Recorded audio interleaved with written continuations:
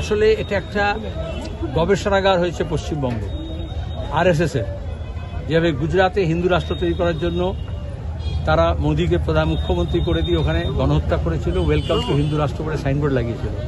পশ্চিমবঙ্গে তৃণমূলে সাইনবোর্ড লাগিয়েছে, ওয়েলকাম টু হিন্দু রাষ্ট্র বলেনি। কিন্তু ওখানে যেমন ধর্মনিরপেক্ষতাকে শেষ করা হয়েছে, এখানে সেরকম গণতন্ত্রকে শেষ করা হচ্ছে। এই জন্য পুরসভা, পঞ্চায়েত, কোঅপারেটিভ, স্কুল কমিটি, নির্বাচিত কোনো সংস্থা নেই, সব দখল করে।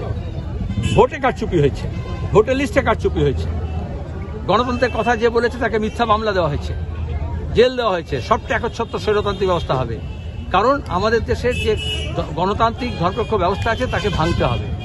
তার হাফ কাজ করেছে পশ্চিম ভারতে, ধর্মনিরপেক্ষতাকে শেষ করে উত্তর ভারতে, আর এখন দক্ষিণ ভারতে, আর এই উত্তর পূর্ব ভারতে আর পশ্চিমবঙ্গে গণতন্ত্র শেষ করার চেষ্টা করা হচ্ছে।